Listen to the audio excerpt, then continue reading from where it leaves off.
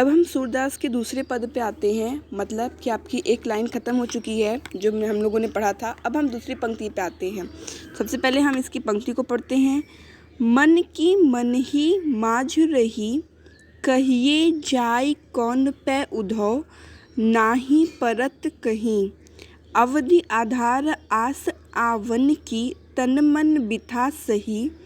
अब इन जोग संदेशन सुनि सुनि, विरहनी विरह दही।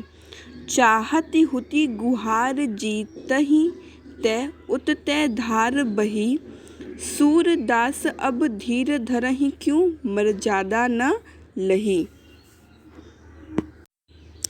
यहाँ पे मैंने आपको बताया है, सबसे अगले मैं बता चुकी हूँ कि सबसे पहले जब हम किसी पद को पढ़ते हैं तो हमें उसके परिचय को देना बहुत आवश्यक होता है। तो यहाँ हम सबसे पहले इनका परिचय देते हैं। परिचय के रूप में हम क्या लिखते हैं? संदर्भ।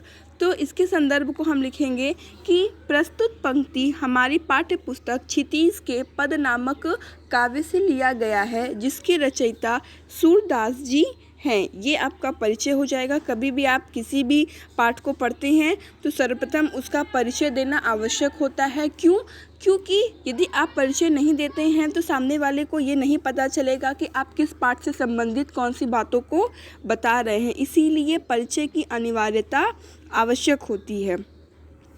तो अब संदर्भ के बाद आता है आपका प्रसंग। प्रसंग में मैं आपको बता चुकी हूँ कि जो समस्त व्याख्या का सार निकलता है वही आपका प्रसंग होता है। तो इसको करने के लिए हमें सभी अर्थ को जानना होगा।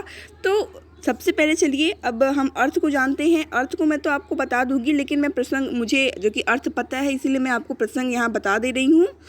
तो इसका प्रसंग ये होगा कि प्रस्तुत पद में गोपियों के विरह का वर्णन किया गया है।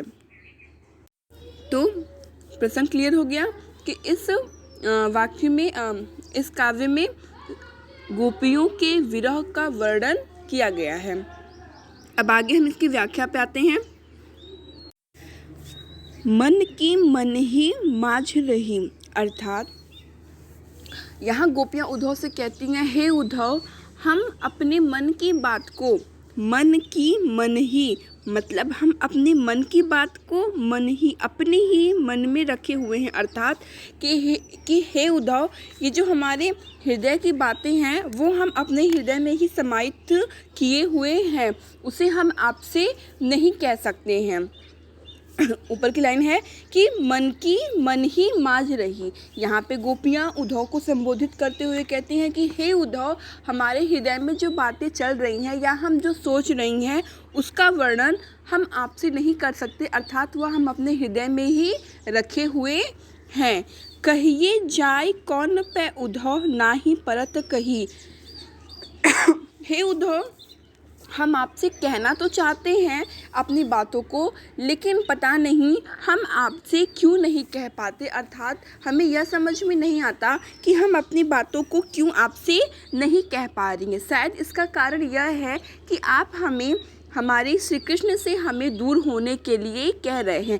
इसीलिए जो हमारी हृदय की बातें हैं वह हम अपने हृदय में ही रखेंगी। या तो हम वो बातें श्री कृष्ण से कहेंगे या वो बातें हम स्वयं तक ही सीमित रखेंगे। इसीलिए हे उद्धव, तुम हमारे मन की बातों को जानने की कोशिश ना करो। क्यों? क्योंकि हम अपने मन की बातों को आपसे नहीं कहेंगी। अगली पंक्ति पे आते हैं। अवधि आधार आस आवन की, तन मन बिथा सही। श्री कृष्ण ने जो हमें यह बताया था कि मैं इतने समय के पश्चात आप लोगों के पास चला आऊँगा, जब वह यहाँ से हमें छोड़ के द्वारिका जा रहे थे तो उन्होंने हमें यह निश्चित किया था कि हम आपसे अवश्य ही मिलने आएंगे। तो उन्होंने यह जो आश्वासन दिया था कि वो हमसे मिलने आएंगे, उसी आश्वासन को हम आधार बनाकर कि श्री कृष्ण हमारे पास अवश्य आएंगे, लिखा हुआ है ना।